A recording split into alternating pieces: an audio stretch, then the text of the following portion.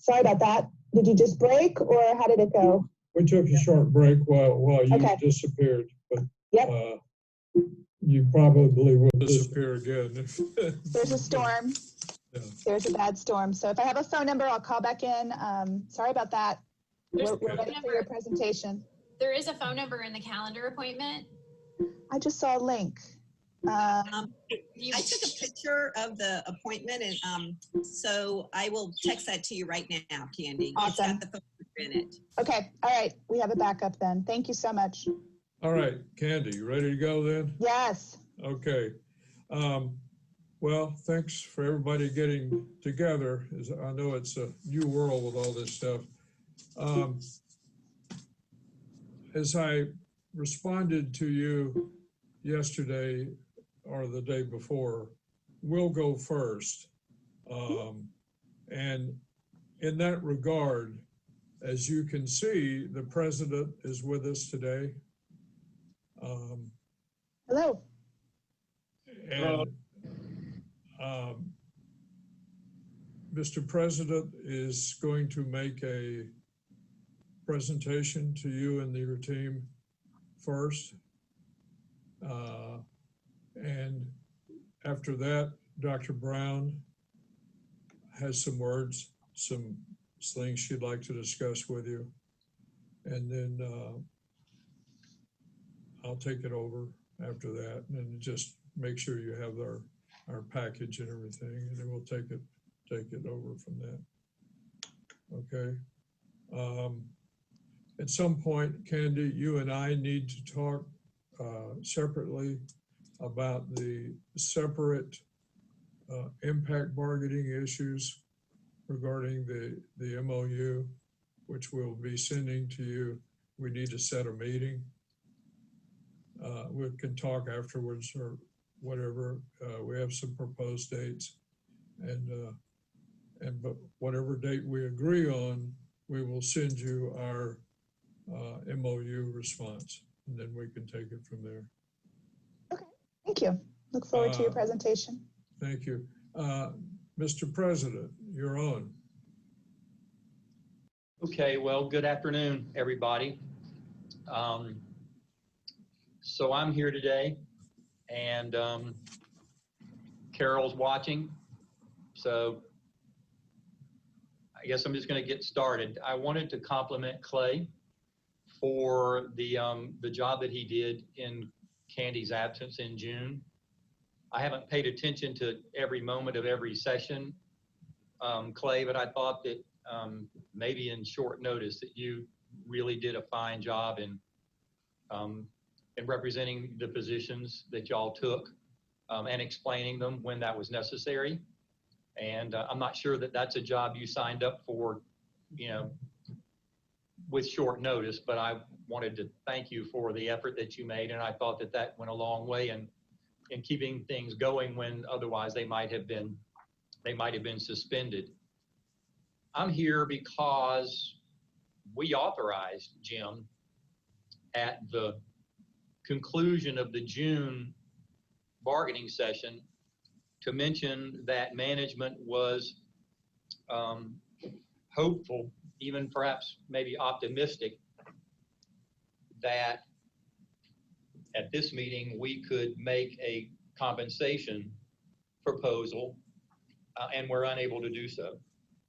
And this is not a communication that I thought was something that we should pass off to Jim to communicate with you about. Jim has a job to do and he'll do it, but Jim doesn't know you, and I do. And while Jim's become good friends with many of us, Jim's not part of the St. Johns River State College family, and you are, and we are. And so I wanted to communicate to you about where we are and where we aren't on a compensation proposal myself. We met in June in executive session prior to the June board meeting, at which a tentative budget was adopted. And Aaron, I think you were there representing the faculty, and so we all know that that budget was adopted and the proposal was made prior to the governor signing the budget and prior to the complete effects of the vetoes and other things that turned out to have been done were known. But in the executive session prior to that, we began the process of laying the groundwork for a compensation proposal that we intended to be able to make today. And we frankly thought there might be the opportunity for the board to give us a go-ahead in June conceptually, and that clearly wasn't the case. And the board clearly wanted more information, and while they had an obligation to pass a budget, adopt a budget, they wanted more information on the things that we talked about in executive session. And that executive session was necessarily limited to an hour because we scheduled it for the hour prior to the board meeting. In the interim, of course, we knew that the governor was going to sign the budget and that we might know some other things. And so we scheduled an executive session for July when there was no board meeting that was going to occur. And so we would not be limited by the amount of time that we wanted to communicate with the board about a compensation package in July, and that meeting occurred last week. The board made it clear they wanted as much information as they could have, and that in some cases only time will allow that information to become known. But what did become known between June and July is that the governor imposed a 6% administrative holdback on the funds of all state agencies. Florida college system institutions are state agencies for that purpose and many other purposes. And so while the college survived the veto pen with respect to the special appropriation that we received, the college is subject to this language that was contained in the governor's veto message, and I quote, "I authorize an annual release plan for operating appropriations that will provide for 23.5% release of authorized appropriations for each quarter of the fiscal year 2020-2021. This action, known as the 6% release holdback, will curtail state agency spending during the upcoming fiscal year to allow for a review and potential reduction of non-essential state services and programs." So we asked Lynn to calculate that, and completely coincidentally, but not unimpactfully, holding back 6% of our state appropriation is $1.48 million. And so the reality is that while our budget did not get cut yet, our state appropriation is being withheld to the tune of 1.5% for each quarter, or a total of 6%. That's 1.5% that we will not have to spend this year, nor will other state colleges, and frankly, as I mentioned, all other state agencies. And so we have to plan for that. Now, I'm already on record speaking before the State Board of Education meeting last week, imploring the state board to communicate with the governor that we were not a non-essential state service in March when everything shut down and we were required to stay open. And we aren't a non-essential state service now, and we won't be a non-essential state service going forward, and that our holdback should be released, or at least the holdback mitigated. We will see. It's a lot easier, having done this, and from a legislative perspective, it's a lot easier to cut money that state agencies never got. And that's where we are now. Now, even in the emails that I've sent out, I've said we need to be prepared for cuts. I was not prepared for a 6% holdback, and frankly, none of my colleagues expected that to occur. So when we met with the board in June, we had to present that new circumstance to them, which wasn't part of the otherwise relatively positive equation that we presented to them in June.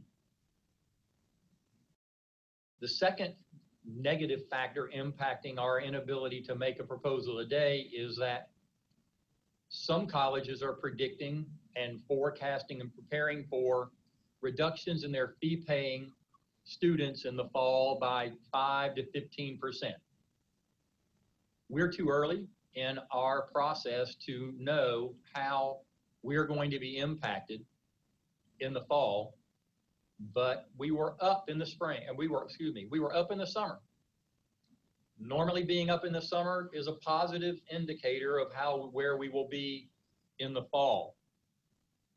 But I think I've mentioned, at least to the board, that our biggest concern is our first time in college students, not ones that have already experienced us and are more likely to stay with us. And right now, our enrollments are reflecting that our recent high school graduates are not enrolling with us at the pace that we would like, but it is still early. Well, one of the things the board was interested in is that when we meet in August, we're going to know what our enrollment is. And so that unknown in a plethora of unknowns is one we can take off the table, and we can tell the board what our revenues are based upon the payment of tuition and fees. And that's something that they want to know.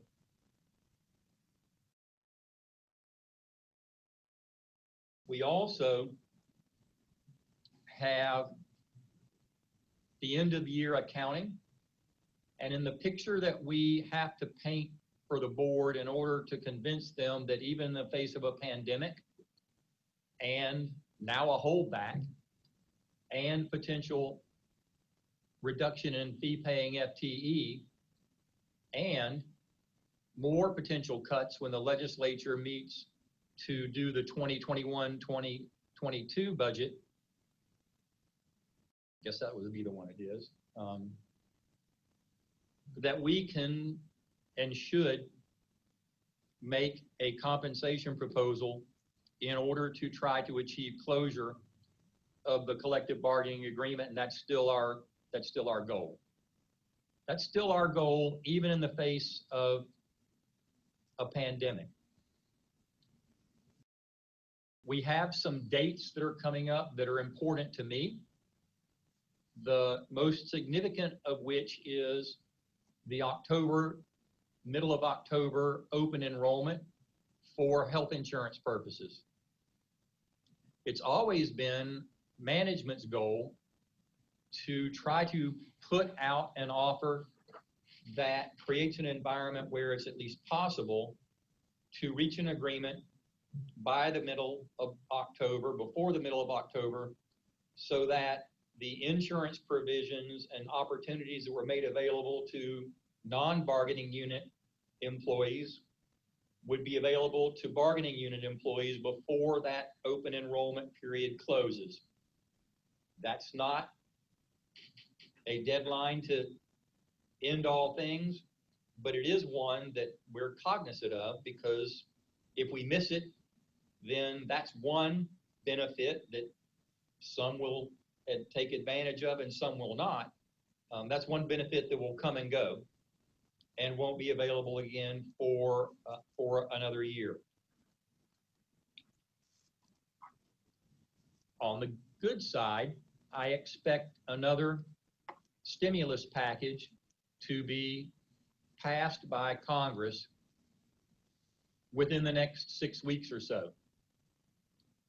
Let me back up a minute and just say that we had hoped that the CARES Act funding that we did receive was going to be something that could help us in balancing our budget like we were able to with the stimulus money in 10 and 11. But the CARES Act money, first of all, half was required to be expended directly to students, and the other half came with significantly more strings than did the stimulus package. and we and other colleges are struggling with ways to use it, but by and large, it is being consumed by things that are necessary to help the college move forward in the best possible way in the midst of a pandemic. It's my expectation that the new money, whether it's called the HEROES Act, which is what the House proposed, or something else, is going to include funding for higher education, and then it's going to be more flexible. It is going to be more flexible. The House package is at about $3 trillion, and the Senate package is at $1 trillion. And the Senate has said that's a hard and fast number, and that's not likely to be the case. So I think we can expect a second round of what I'll call CARES Act to come before the election. And I hope and expect to be able to tell the board that we are able to use that money in a more flexible way, but bear in mind that that's non-reoccurring money. But it served us well in 10 and 11 when we were able to use it for purposes that we deemed most important.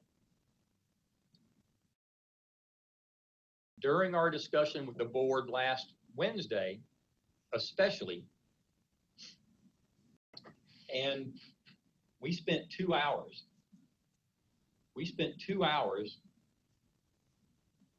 frankly, trying to convince the board to get more comfortable with a compensation package proposal under all of these circumstances that I just set forth to y'all, most of which you already know. And they could not get there. It does leave us with things that I think we should talk about, we need to talk about in order to answer questions that members of the board had that there's really not much point in going back to the board without some answers to them. The most important of which was when the board asked, well, if we make this leap of faith and we authorize you to propose this compensation package and it's accepted, then what happens when and if things get worse? What happens when and if things get worse than we expect? And there are those on the board that were happy to express their opinion that things were going to get worse. And they were going to get worse than what we had presented as what we expected things to be. And the what if is really, maybe it's unusual in these circumstances, but it's the topic that we want to broach today, in addition to a one-time distance learning proposal that Dr. Brown will get into when I'm finished. So I said, what happens? And Jim, correct me if I'm stating this incorrectly, but essentially the board wanted to know what happens if we reach an agreement with the bargaining unit that includes a compensation package, and we assured them that we wouldn't reach an agreement in all likelihood unless it did. What happens if down the road we're having to make across the board cuts, including reductions in people's salary as an alternative to, or in the worst possible case scenario, in addition to furloughs and layoffs? And so the board collectively wanted us to have a discussion with y'all about what would that look like if we were in the dire situation of having to make across the board cuts, which included cuts to all full-time employee salaries, and we had negotiated an increase in connection with the compensation package with the bargaining unit. Can they take it back in the same manner and no differently than would occur with all other full-time employees? And I think the answer to that question was not unless it's bargained and agreed to. And so I say this to you as part of the family, most definitely not as an ultimatum at all. It is from the point of view that the board's view of this is, why should we take a chance? Why should we take a risk when we can just wait and see what happens? If when we do take a risk and we're having to cut everywhere else, we cannot cut on the bargaining unit side without going through either through a protracted bargaining session about that or not. And so here's what I want to say, I guess, in conclusion.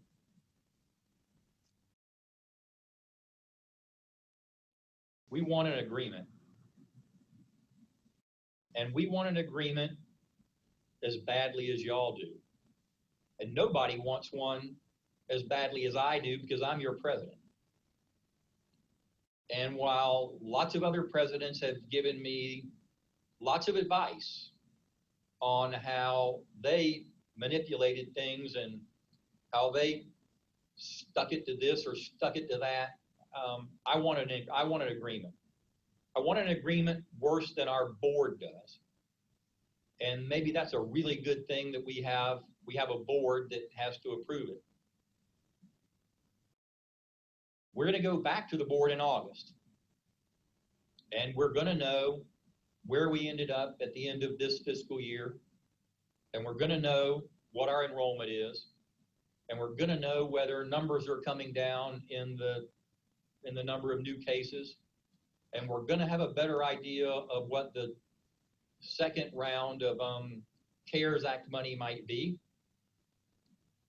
But we also are going to have a better idea of, are there any circumstances wherein we can agree amongst us that if a compensation package is agreed to and a collective bargaining agreement is finalized, that we can include language that, in real estate terms, clause that back or clause part of it back if it is in conjunction with a universal reduction of the same kind and character for other full-time employees.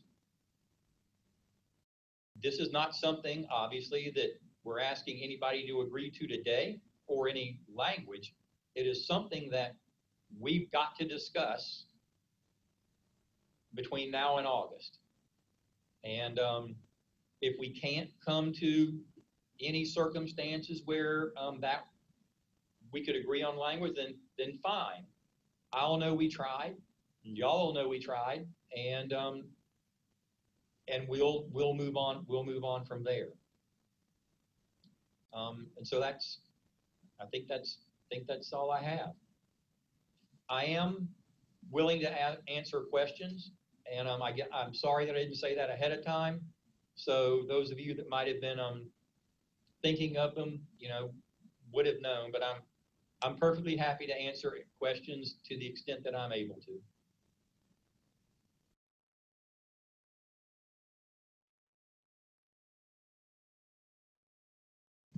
Is Candy with us? Yes. Yes. Oh, okay. Jim, you indicated there were going to be 2 presentations. Yes. So is Mr. President Pickens going to be around, or should we hear the next presentation and ask questions about both? Well, I'll leave that to him, but the second presentation is really not connected to this one. It doesn't, okay. It's not contingent on some positive response on this issue that the president has just spoken. So, okay. I mean, they are separate. They're really separate and distinct items. So we might be better served by finishing up this one before we moved on to another topic. I think that's the best. So does anyone on my team have a clarifying question before we take a caucus? Particularly Clay. No, I think I have the gist of it. I have a quick question to President Pickens. If you're asking us to contemplate this, would you agree that it might be dependent on what the compensation package included? So that, I don't know if you can give us any hints of what you were thinking, but you know, just as a numbers person, say you were including a compensation package of 0.5%, then that would be something that might influence whether or not how people would be receptive to what you're proposing. So that's the only question I have. Well, I think that really I intended to ask the question on behalf of the board in the abstract, and that is that if the compensation package were 5 cents or $5 million, it's still conceptually the same thing. Do we have the ability to create a framework where we could agree on a process or mechanism where there would be some reduction of that if a similar reduction were occurring across the board?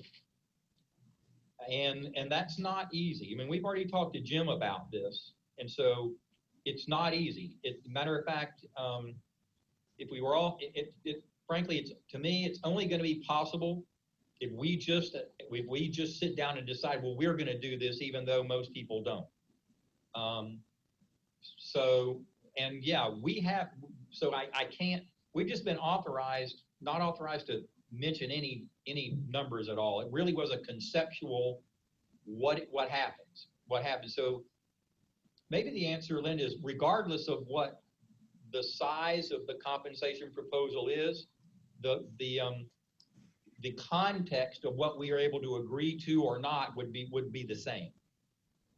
This is going to require, look, it may not be possible. There will be no hard feelings if it's not possible. Just as there were no hard feelings when we talked to the board on, last week, and they said it's not possible yet. I'm just telling you in earnest that if we could come up with some language, then that would help. President Pickens, are you anticipating financial exigency, or you're just anticipating cuts that would be more painful than the raises or the compensation would allow? Go ahead, Jim. Well, you speak as well, Mr. President, but I would say, to the extent that you're asking a specific legal question, because to me, financial exigency has a specific meaning under Florida law. The answer is no at this time. Because that's the kind of language we typically prepare for, is if there's exigency and the employer is in a certain situation, but this is short of that. I would agree with you that at this moment, that would be short of that, right? I mean, it's always possible. Some people say things are going to get worse next year. Who knows? But to try to answer your question, we're not anticipating declaring a financial exigency at this point. So it really is, I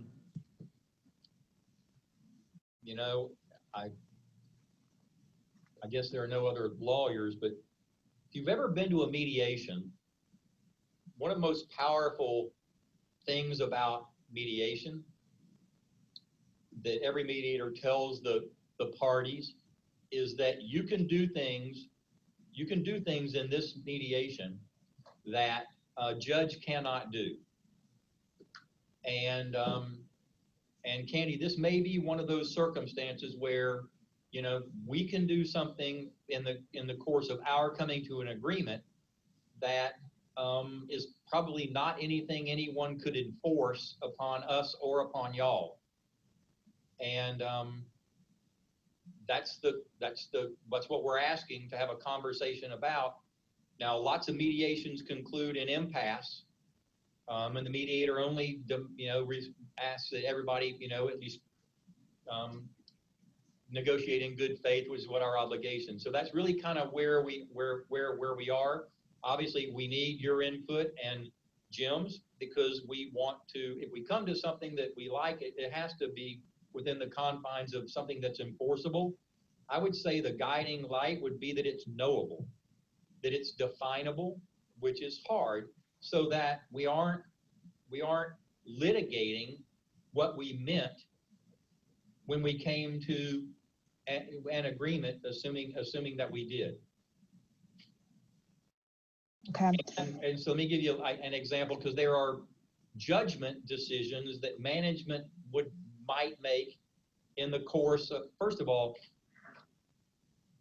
we hope to not ever be here. And when I had this discussion with our executive management team, they said, well, we would do this, and we would do this, and we would do this before we ever got to that. Even if we all agreed that we should do this, this, and this, and that before we got to this, we can't ignore the fact that things could get really bad, and we might make the decision as an executive management team and as a board, and this is where y'all are involved now, but maybe not later, that we are not going to lay people off. I mean, it's a classic, Hobson's choice. Are you going to lay off 10 or 12 people, or is everybody going to take a 2% pay cut and we are all in it together, but nobody loses their job? Well, we all know that's after open positions haven't been filled and more travel's been cut and all those other things. So I do hope that we are negotiating a worst case scenario, but the board wanted to know what happens if we get to that worst case scenario, given the times that we're in. This isn't really just some speculative exercise. We are in a pandemic, and the next year's budget could be worse than this one. And I think most people would say it is going to be worse than this one. I know maybe I'm lobbying for the executive management team, but it's important for me to say that even after I just said that, and we're in a pandemic, we are now going to go back to the board for the third time, plugging away for you guys as part of our family to get something done. We could not answer the board on this question without y'all's help.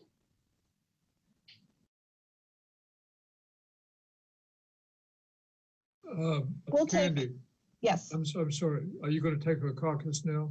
Yeah, I think we'll take a caucus. I will just say we always want to do what's best for the college and the faculty and the community.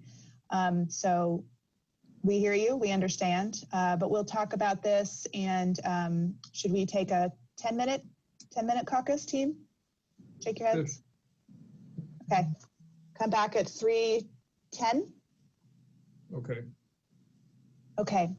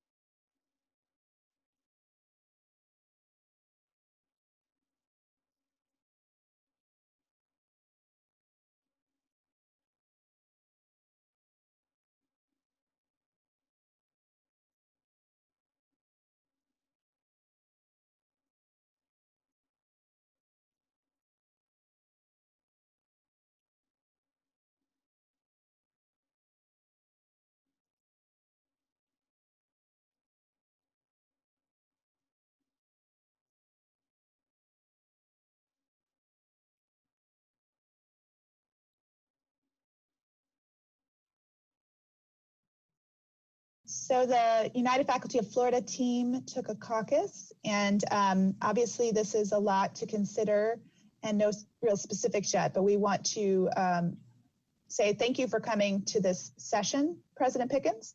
And we will consider any proposal in good faith, and we understand where the country and the college is at. We would like to see some steps before affecting people. There are other ways to cut, but we are open to your proposals and we would consider them. That's all we can say at this time. Okay. If there's nothing else on this issue, I think Dr. Brown would like to speak to you folks. Great. Okay, hello everyone. So I'm here today to actually talk about something different. Today I'm going to be sharing with you a proposal for a distance learning quality training and course development project. You'll be receiving some written communication about this in the next, real soon, later this week, I imagine.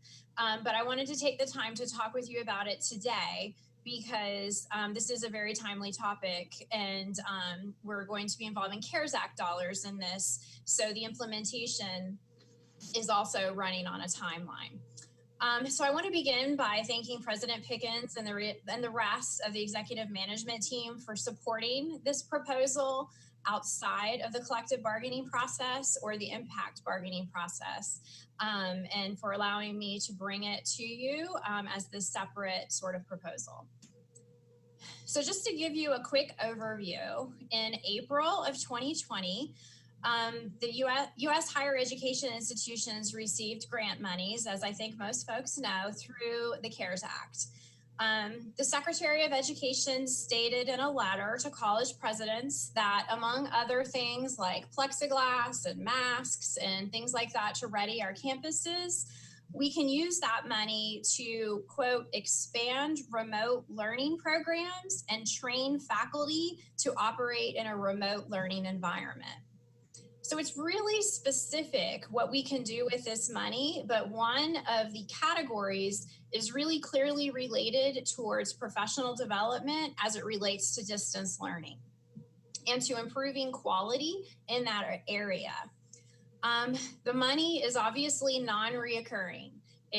We get it, and then when it's gone, there's not another source. Time is of the essence because the money has to be spent by April of 2021.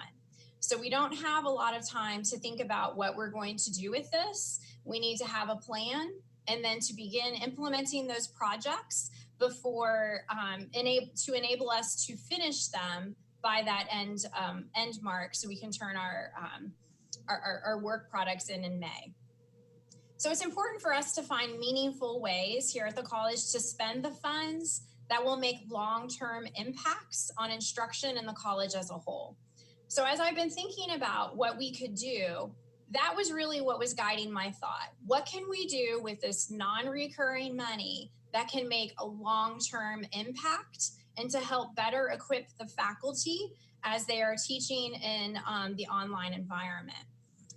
In response to the sudden increase in the number of faculty and also the number of sections and courses that we're teaching online, and really to ensure that everyone is prepared to do that and utilizing the best practices for online course development and delivery, that's how we came upon this particular project that I'm explaining today. So the project is going to have two components. There's two pieces. One is a mandatory training that all faculty are going to complete during Faculty Orientation Week. So that part is a mandatory piece for all faculty. And then there's a second part, the course development and redesign. And that's really where the project part of this comes in. If both components are completed successfully within the time frame of the project, faculty will be eligible for a stipend. And so the project is going to take place during fall 2020 and spring 2021. And I really, from working on this, we anticipate that depending upon how much time faculty dedicate to this, Completing both of those two tasks, the training, which will be during orientation week, and then the development redesign, would take between perhaps 2, and some folks might extend it out over the 9 months to complete. So between 2 and 9 months. So let's talk a little bit about the project and how the stipend would work. As I mentioned, all faculty are going to complete the training in August. The training that we're talking about is called APP QMR, applying the Quality Matters rubric. APP QMR is really Quality Matters flagship workshop. It's used in reviewing and designing online and blended courses. Some of you might have heard about this before because in 2018, we had a group of 13 SJR state faculty who went through the APP QMR training in an online format. Took them about a month. We had 13 faculty and then a group of administrators who participated in that as part of our distance learning task force that we did in 2018. So some folks already have that experience. The faculty, as I mentioned, all of our full-time faculty are going to be scheduled to do this training in a one-day format via Zoom during faculty orientation week. So we're going to be scheduling folks by department to participate in this. And that'll be in lieu of our faculty convocation day. So we're not trying to peel away at your orientation week. We're just shifting what we do during that professional development day to focus on this project. The 13 faculty who have already completed it will obviously not have to complete the Zoom version of it. They've done an independent led version, but instead we're going to ask them to engage as resources for their colleagues who are just going through the process for the first time. In addition to learning about utilizing a rubric to measure quality in the course review process, during the one-day training, the faculty will learn to apply the concept of alignment and the process of providing peers with recommendations for course improvement. One of the things we're trying to have come out of this is a tool in which faculty will have a language and a way to go about engaging with each other about the quality of online courses and engaging in peer review in a meaningful way using the national tools such as that rubric. So at the conclusion of APP QMR training, and that's a little alphabet soup there, but faculty will then have a choice as to whether or not they want to continue on. If they want to move on to the next component of the project. If they wish to pursue the stipend, after the training, they will begin developing or redesigning one of their courses, working towards level 1 quality standards. We currently have our SJR State online course evaluation checklist. We use it as part of the Distance Learning Academy. And so faculty have likely already seen that. And as part of DLA, there's a series of benchmarks that have to be met before you can begin teaching online. Level 1 quality is the next set of standards that are on that rubric that we already have as an institution. In 2018, that faculty group who participated in the Distance Learning Task Force, they worked on that rubric. And so we're working on just kind of phasing that in and starting to get our courses to that level 1 quality. So yes, as our goal is to make the largest impact on students as we can with this project, as faculty are picking their courses, we're going to work with them, and we want to give priority to each faculty member's highest enrollment courses. So those might not be the overall highest enrollment courses at the institution, but the courses that you as a faculty member teach the most would be your highest, have the most enrollment in would be your highest enrollment courses. And those would be the ones we want to emphasize. So faculty who are moving on in that process over a period of, and it'll take folks a different amount of time. Some will go more quickly through it. Some will, progress a bit more slowly. So over a period of time, faculty will work independently, but with the assistance of the distance learning staff and their dean or director to develop or redesign the course that they've identified to have it meet that level 1 quality standards. Upon completion of that course redesign or development process, the faculty would then submit their course for review.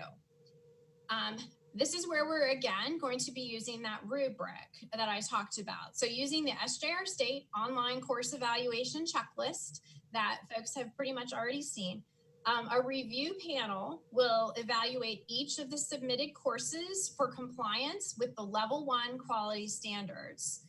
So during fall 2020 and spring 2021, the review panel for that is going to consist of at least 3 people. One of those people being the faculty member who submitted the course. The faculty member who designed their own course will participate in the process on the review panel. It'll be a member of their own team.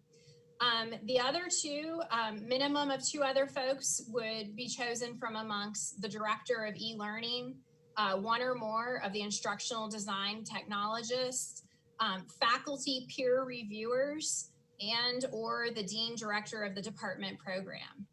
Quite frankly, it's our hope that we will have so much interest in this that we're kind of scrambling to get together folks to serve on these because we have so many panels going on at the same time. So we're hoping to have a great deal of interest and engagement from faculty in participating in this process. So let's talk about the stipends.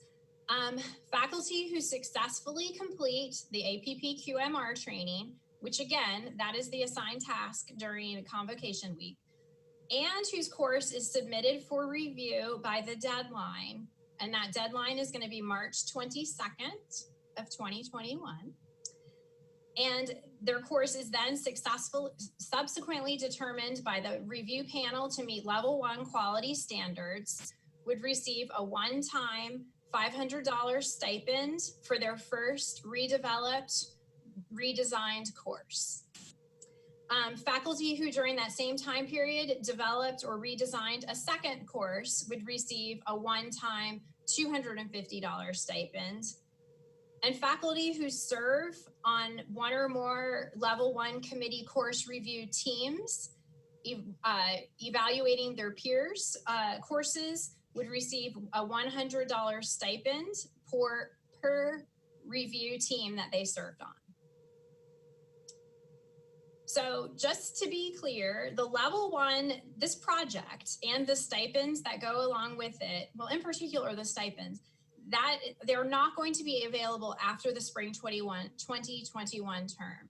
We're going to be paying for these stipends, or we're proposing to pay for these stipends with the CARES Act. And so when that grant expires, that goes away, the stipends are going to go away as well. So this is we have a clock that is ticking. And again, I'm very appreciative that President Pickens, the executive management team, has allowed me to bring this outside of the normal framework of collective bargaining. When I recognized, wait a minute, there's a stipend. Is this going to mess everything up?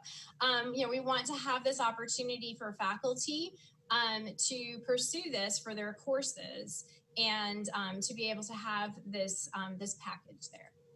So, yeah, I'll be happy to answer any questions. Let me just say one thing before you go. Candy, I wanted you to know this stipend issue that Dr. Brown is discussing is not linked in any way to the issues that the president brought up in the first part of this meeting. They're not linked. One, this doesn't, it's not contingent on acceptance of the so-called clawback type concept. And secondly, you're agreeing, we're offering this without prejudice to the rest of the bargaining and the whole rest of the contract. I think you understood that, Candy, but just to make sure. It's a standalone proposal. Thank you. And is this something you would write up and we would negotiate and ratify? Or you're saying, I heard you say it was outside of the process, so I'm unclear. Well, that's her term, that it's outside of the process. It's something to propose to you, and we certainly would sit down and discuss it, or Zooms discuss it. So the However, standalone is a one-off agreement is what we're talking about. Sure, yeah. And let me ask this question, Dr. Brown, is there, because of, at least to me, the seeming urgency of getting this program in place, is there a desired timeline, or my term deadline, to get this done, to make it successful? Because you're talking about convocation, so. Yes, so there are some really tight timelines here. I think that we are going to move ahead with the training during convocation week, whether the union, whether or not we agree on, the stipend for taking the courses through or not, because there is much to be gained from the professional development. That's a professional development day. And so this is what we have planned for that day. In order to provide the opportunity to faculty to pursue the stipend side of this, we needed to have this conversation and hopefully move forward there. My concern is, yes, there is a clock that is ticking. We have to make decisions really quickly as to how we are going to spend all of the CARES Act money, so that we make sure we don't leave money on the table. And, we've been meeting weekly about that, and the money, it goes fast. There's lots of things to pay for. I'm hopeful that we would, Jack and I did some math. Mike checked it for us, but so we've been working on trying to figure out, we're hopeful that we could potentially get 100 courses in between fall and spring through the approval process. So that would be amazing if we were able to accomplish that. Some of that wouldn't necessarily be 100 unique faculty members. There might be many folks who do more than one. Also, adjuncts would be able to participate. We need to work on our courses. So that's some of the things we're looking at. I would hope that, we have a meeting addressing the allocation of CARES Act money on the 31st. I'm not expecting that this to be necessarily finalized by then, but it would be great if, again, like earlier with President Pickens' question, if we could get a feel for the tone as to whether or not there's interest. And that would help me see whether or not I need to try to earmark money for this or not. Thank you. I think my team, we would need to caucus and maybe see something written, and we will move as fast as we can, but we would need to discuss it as a team. I think we can give you something in writing. Okay. Yeah, I assume that there's nobody participating in this meeting that's one of the 13 that's already gone through it. So we don't have that advantage that somebody has the background knowledge of it. So what I can share, Mike Keller did it, and he survived. So if you speak to the folks who did, I know Jay Maggio was one of the folks who did. I was looking at the list earlier. It was very rigorous. The online version of this is very rigorous. And the way that I came upon this is I heard that another institution had put all of their faculty through this training.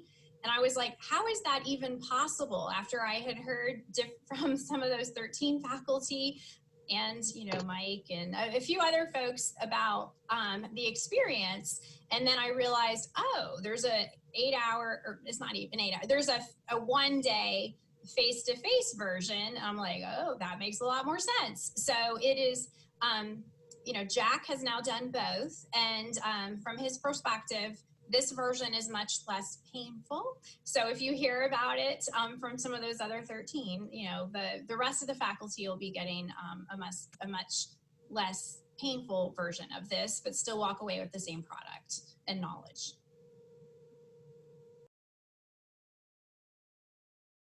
We did have some things we wanted to present today, Jim. Is there anything more from your side? No, you have our what we sent you earlier, and I imagine you just want to look at that. Can you tell us what that is exactly? I hadn't had time to compare it side to side, but can you just sum up what you sent? Well, it is a package minus compensation, and minus the compensation. I mean, you know, to be fair about it, you'll have to look at the changes we made, which are not a lot, and compare it to your last proposal. And I think you'll be better prepared to discuss it next time. It's not, it's not rocket science, I don't think, you know. Yeah, we just saw it an hour ago. So I just wanted Right. to know from your perspective what you were. So aside from that,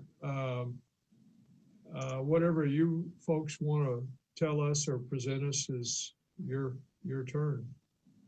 Okay. Well, we understand that there needs to be notice and more preparation for collective bargaining over the impacts of the COVID-19 pandemic. But we still feel the need to bring up several concerns, give you some context, and go ahead and walk you through our proposal that we've already submitted. So Clay is going to start, and then Bruce. Well, let me, as I mentioned to you in my email to you, there are different legal principles involved in what I call regular bargaining and impact bargaining, a number of those. And I was going to suggest that we set a separate impact bargaining session, which would be open to the public, on either August 3rd or August 6th. I believe from starting at 9 or 9:30 or 11:30. That's something we'll look at those dates, and I do agree that the actual negotiation should happen when it's noticed. But this is a life or death situation that we're in, and it's very serious. And we have done a lot of work, so we would like to continue with our presentation. Okay. Just as long as we're in agreement, we're actually going to bargain separately about this. Sure. This is, okay. We want you to take this into consideration for the next. Go ahead. Thanks.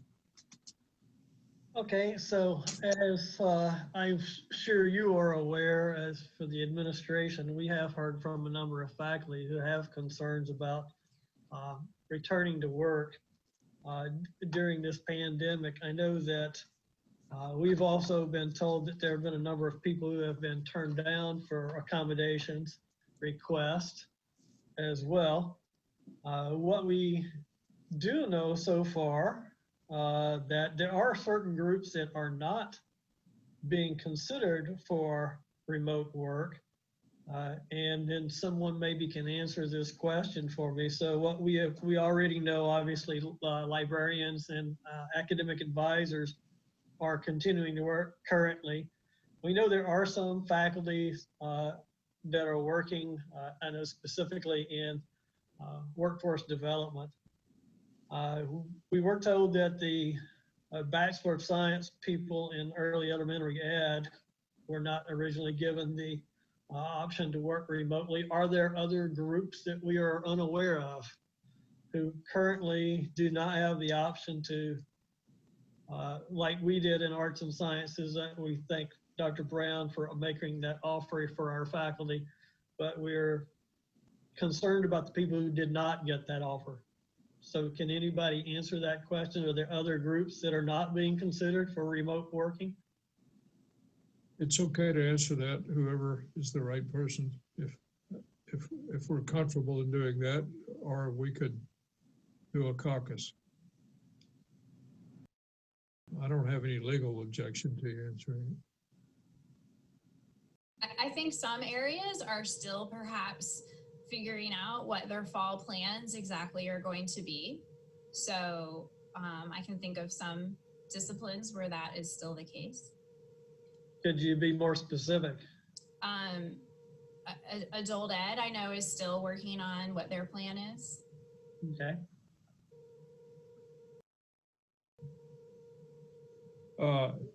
It might be helpful, Candy, if we, between now and August 3rd or 6th, that we, if we have more information on that, we'll provide that to you. Okay. We'll just continue with our presentation and then you can respond and reflect on that. Clay, should Bruce go ahead and then, or did you have more? Just one other quick thing that I've mentioned, so I've emailed the administration on this issue earlier. It is since faculty are currently working, this is not something that we can kind of put off for very long. The August 3rd or 6th date, as I understand, is fairly quick, but people are actually working, they're being exposed currently.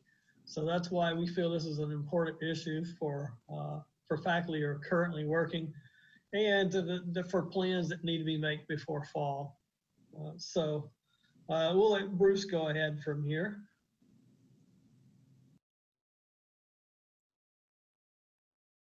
Do we have Bruce? Yeah, sorry.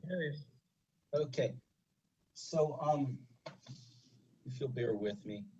So we've talked about how we're a family, and so I'm gonna share with you some of the experiences that some people have shared with us about their concerns as they're related to COVID and as related to our MOU, Memorandum of Understanding, which I know you all have read and we'll discuss later. Then I have some comments about it. In any case, there are a few people that have reached out to us because their situations are particularly impacted by the COVID. And we can assume that there are many others who have the same concerns and just haven't reached out to them. First, I'm going to read one. And this person is anonymous, doesn't want his or her name to be shared. And this is what this person wrote. I am senior faculty at the college. I have an anxiety disorder and PTSD, which I've been able to manage well for many years. The pandemic has exacerbated these conditions. I've talked to my doctor, who advised me to talk to my employer and get the necessary forms for my doctor to fill out for accommodations. However, I don't know who I'm supposed to talk to at the college about this, and asks, will my diagnosis remain confidential? And this person says that he or she is hesitant to seek accommodations due to the stigma attached to mental health care. So that's one thing for us just to consider, and chances are, we know, like when we teach, if one person has the courage to raise their hand and ask a question, there are 3 or 4 others that have the same question and haven't spoken up. So that's one thing. Before I read the second statement from another faculty member, I'd like to say that I think we're at the risk of losing some really good employees, dedicated employees. I also applaud Melanie for the great flexibility expressed in the email that she sent. But as Clay pointed out, there are some categories that it hasn't reached to, and there have some people who have requested to be able to work from home or remotely or even hybrid, and those have been rejected. And there are people that feel that they have to choose between their safety and their job. And surely, as we're considering these things, we can have some flexibility in granting requests to work from home or with a hybrid. And let me say personally, I don't have a bone in this. As some of you know quite well, I very much dislike teaching online, and I would be tickled pink if I never have to teach online again. However, so for me, and like I shared with Melanie, I thanked her that while she gave people an opportunity to teach at home, she's also allowing people like me to teach in person, which I'm grateful for. However, I'm single with no dependents, either young or old, and I've got no underlying condition, but I'm clearly in the minority. Most people have some sort of a condition or have dependents, young or old. So I really think we should do our best to accommodate people. Okay, now I'm going to read a statement from Burl, who you all know is one of our librarians at St. Augustine, and she just asked that one of us. Just before you start, Yes. just some friendly advice that Candy will tell you the same thing. Whatever you're going to read, don't divulge any personal medical information. Okay, thank you. Diagnosis. We don't want that. Okay. I appreciate your saying that. There's nothing like that other than. Do we want to caucus very briefly about this? But I think it's okay. I don't think there's.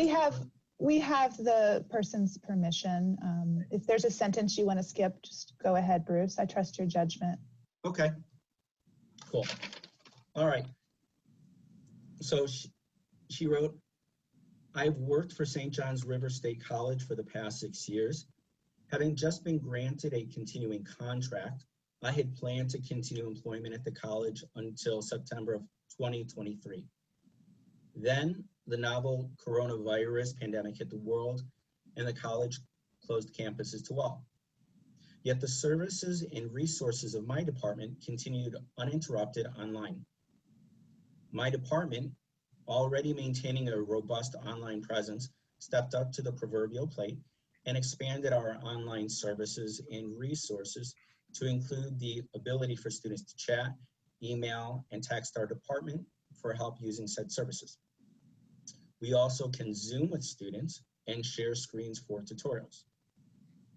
Summer B, when all 12-month employees were asked to return to campus, I felt conflicted because my medical history and age put me in the CDC category of susceptibility to severe illness if I were to contract the novel coronavirus. Plus, Florida's 10-day average of COVID-19 cases has continuously increased, with our highest daily count of positive tests being the greatest in the country.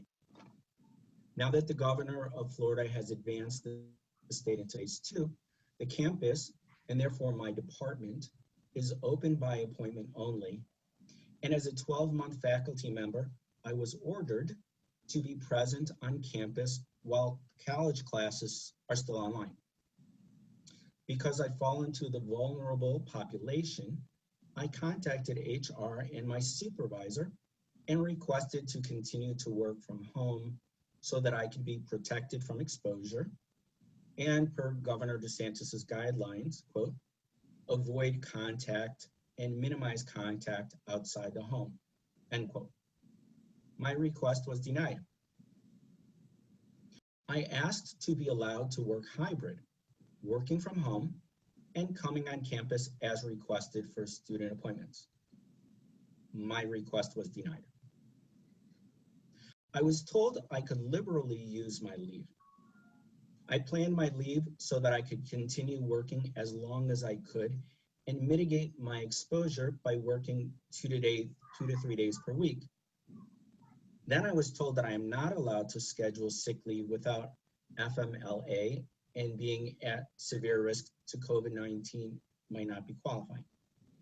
So she asks, what is the impact of all of this? After speaking to my doctor and my family, plus considering that the fight against coronavirus would continue at least until January 2021, I decided to retire in September of this year, losing about $400 a month in Social Security benefits and $1,000 in drop payments because of my early retirement, plus losing my continued contract at this institution. But my life matters, and taking risks with it at this stage of my life is not something I want to do. All this impact is because of the college administration's unwillingness to request all of this impact is because of the college administration's unwillingness to accommodate my request for a temporary work from home status. They won't even consider a flexible leave schedule. This is particularly hurtful to me as I've poured my energy and innovative spirit into SJR State, especially since all classes are currently online and most probably will be in the fall, not to mention the current number of cases in the state continuing to rise. I pray you will see fit to grant the request of those who fall into the vulnerable population to continue working from home and not lose more seasoned, experienced, and dedicated employees at SJR State. And she closes it with, I hope you all will be safe. Burl Whiting. I personally, so that's the end of her statement.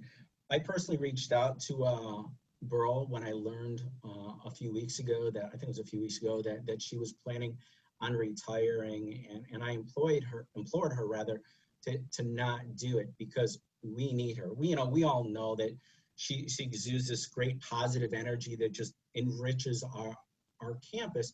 But for those of you all who aren't on St. Augustine, that you don't know that, like, she's very much involved. Whenever there's some sort of activity, she is out there at the Viking Center. She's gone out of her way to have these trending topic movie, like sort of documentary series, and like she goes out of her way to offer to help students with her presentations, just a whole rate of things. And I asked her, so again, to reconsider, and she said that she fears for her safety, and I just ask you all to consider giving more flexibility for one-on-one people, not just because we want to be human and decent to these individuals, but also we don't want to risk losing those people's experience and dedication. And we also recently lost another staffer, Dara, who works at the library. She's not in our bargaining unit, but she also felt, because of age and underlying conditions, et cetera, felt that it wasn't worth risking her safety.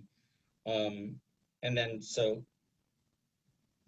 she resigned. So anyways, I asked, so for you guys are already being pretty flexible. I'm just asking for more flexibility and consideration of individuals. That's it. Thank you. We'll take all that into consideration, Bruce, but I think you'll agree we should not discuss any individual's particular case in this forum. Sure. And if I went too far regarding anybody, I apologize. So if I could share screen, I just wanted to pull up our proposal and then walk you through just really the headings. You can read it on your own time, but I am not able to share screen.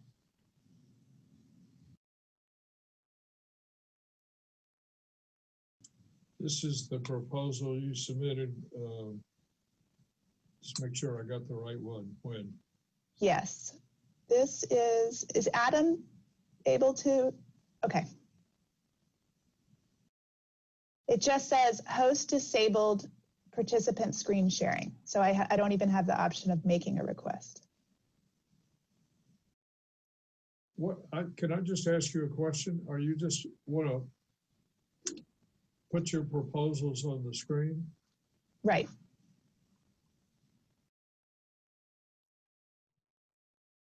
Yeah. That worked. Thank you.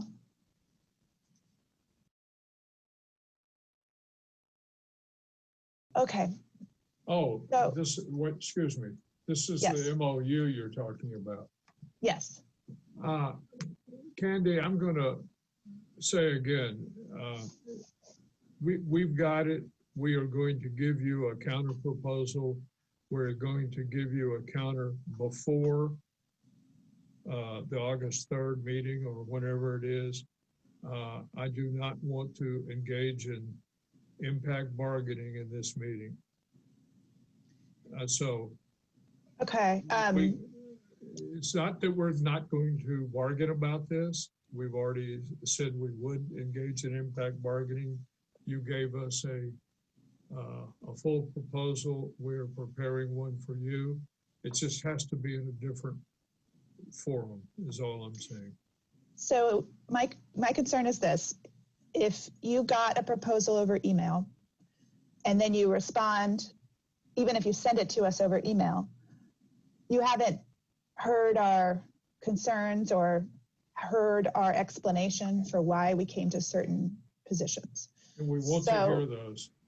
Right, but you're going to respond and prepare before you've heard those. So we just wanted to walk you through the simple areas and why we are doing what we're doing. We can set another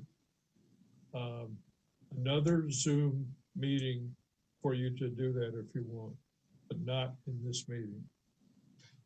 I would like to speak, and forgive me for being out of turn. I think that if we choose to present something, I think we should be permitted to do so. I don't think there's any one person who's the chairperson of these meetings. You all have acknowledged that you will take whatever we say into consideration, but there are those watching us via YouTube. They might be very well interested in how we have come to present what we would like to present. They can watch the proceedings on YouTube when we have our impact bargaining negotiations. So you are the chairman of this. So you are the chairman of this meeting. There's no chairman of this meeting. I'm giving you our legal position and telling you what we will and will not do. We are fully prepared to bargain over the MOU issues. This is not the meeting to do it. That's all I'm saying. If anybody's Jim, you had President Pickens and Melanie Brown present on items that we do not have language on, and this is not the session for. We just want to get this into the team's hands so that you can see our actual reasoning.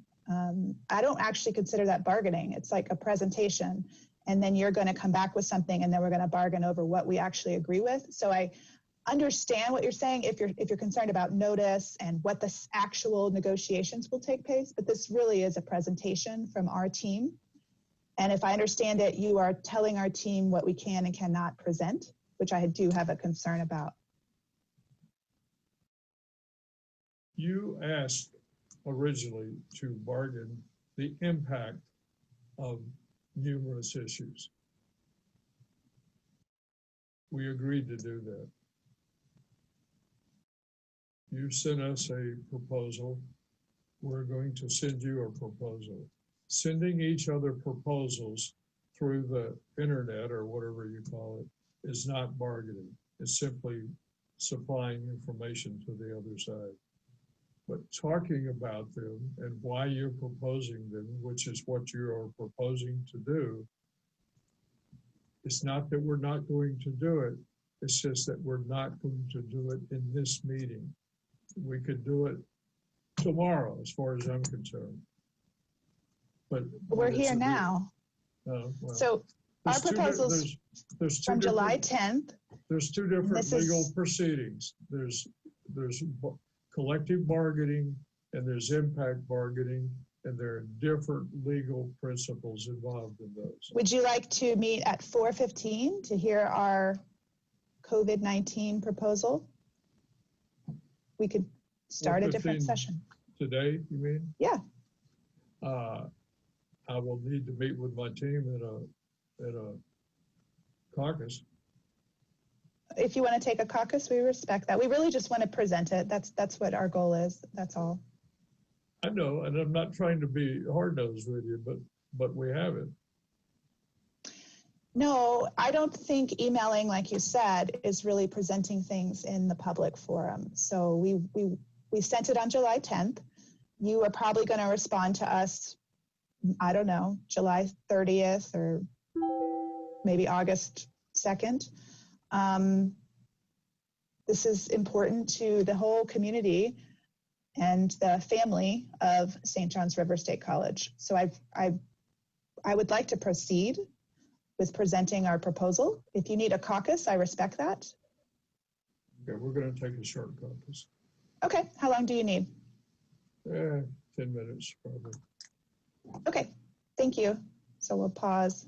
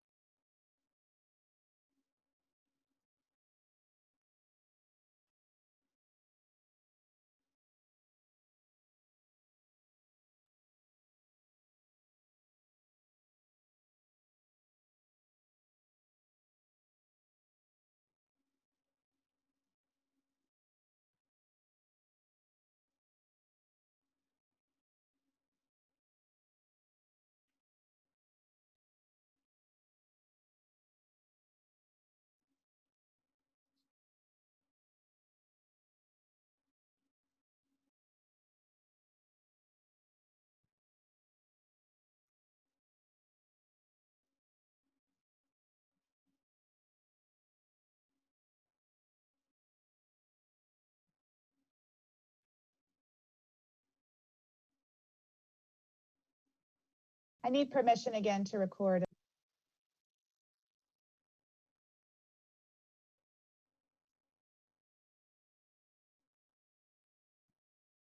Thank you.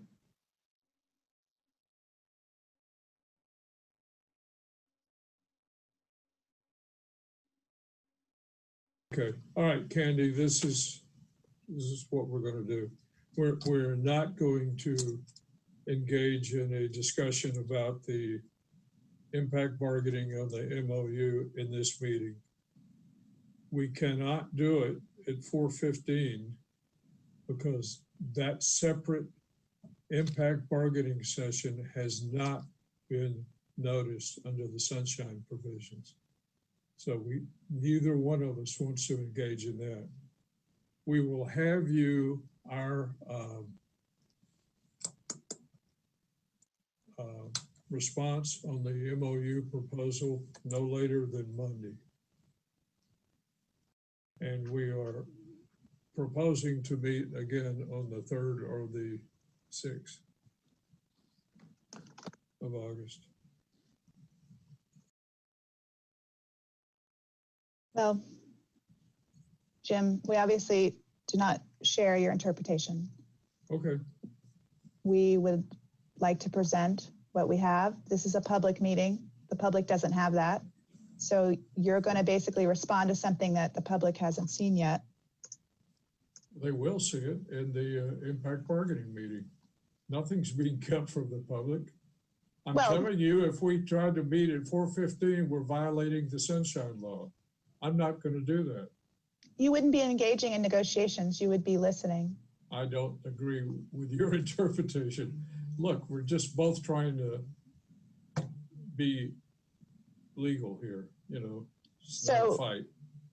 Okay, but Melanie Brown's presentation was a standoff, one-off possible issue that we're going to work on that wasn't noticed, that wasn't part of the collective bargaining process. We heard whatever you wanted to present. Well, the president spoke on the core element of collective bargaining, the compensation package. Dr. Brown spoke on a integral part of collective bargaining, that is duties, training, and money. And what we did is went the extra mile and said, we're offering you this, whether or not we have reached an agreement on an overall collective bargaining agreement. That's perfectly proper. Well, we're going to present our memorandum of understanding at our own Zoom room. If anyone would like to join, it's a public meeting. I'll put it, it's not a public meeting, but it's open to you. It's in the chat. Don Bergeron can send you the link. Clay, do you have anything else to say from our side before we adjourn? So yes, so back to that issue, and I am not bargaining, I'm not presenting the MOU, so I'm talking. So in these circumstances, Burl is actually sort of one of the lucky ones as far as people who can deal with this. She has the option of, because of her age and in her previous years working, she has the option of retiring, whereas a lot of faculty that might have special circumstances or conditions, pre-existing health conditions that make them a higher risk, don't actually have that option. If I had a pre-existing condition, I'm 55 years old, I can't retire. If I take my sick leave, then the college has no one to teach my classes. So that creates an issue on the college's side. You can hire someone else, you still have to pay me. If that makes any sense. I have a whole lot of sick leave, but not everybody has that option. There are people who truly have illnesses and require a lot of sick leave and don't have that spare time. So in a roundabout way, she's actually fortunate that she can retire because it is an option for her. If I had small children at home, which again I don't, then I have to deal with whether or not I'm sending them to school. We have faculty members who are in that boat as well. My children aren't going to school. They have to stay at home. I've got a 9-year-old. I can't leave that child at home all of the time, every day. And so we have to deal with those sort of circumstances as well. My options are to use sick leave or quit. And that's a pretty rough place to be. And then that person has got to make that choice. And then they got to make a living off of that as well. So it's not always that simple. The simple solution for it is to allow that person to teach remotely or work remotely from whatever their position is. The college benefits because they have a person who's trained to do the job and has had experience at doing the job. And the employee, whether it's a faculty member or staff, still has a job and still can support their family and survive. It's kind of a win-win circumstance. And to simply say, I just think you should be on campus just because, is not really good for anybody. The sad reality of it is as students return to campus, as we've seen, the age group that we have on campuses are the people who are spreading the disease, and it's just a matter of time before somebody gets it. And if it's especially someone who has pre-existing conditions, then that could actually mean that person's life. And that's the circumstance that nobody wants to be in. It's not good for the college. You're gonna see it in the news. SJR State faculty member who requests special time off dies because they were rejected. That's about as bad a publicity as you could get for the college. And it's certainly not doing the person who died any good either. So those are, that's, to me, it's just as simple as that. It's a simple way to resolve the issue. It's a simple way to win for everybody without people putting their life at risk. And I will end with that one. All right, well, thank you for your comments. Candy, are you in a position to give us an answer on those proposed dates for the impact bargaining? I'm pulling up my calendar right now. So you have suggested the 3rd August or the 6th.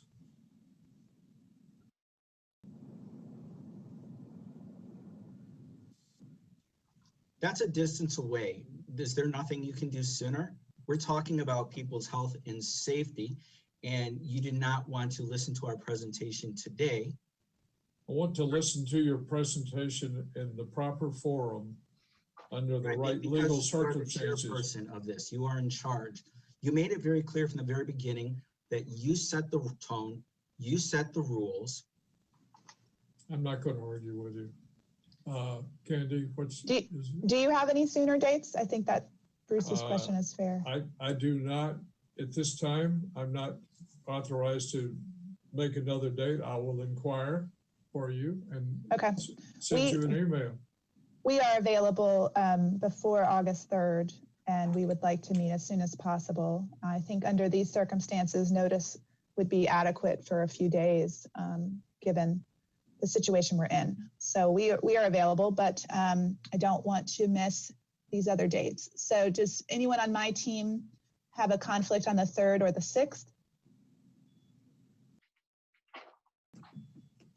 I suggest we take both. The 3rd is a better day for me.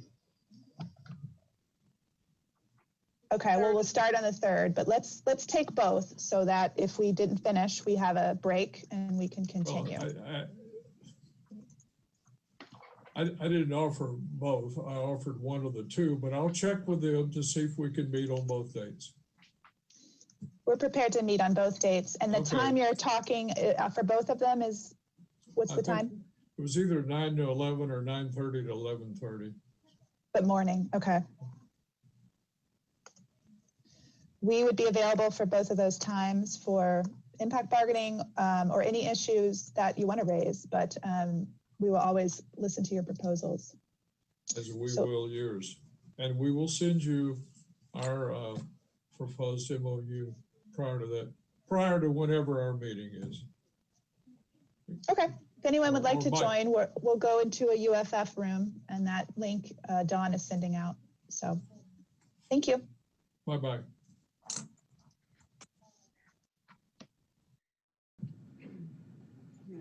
Go to the other one.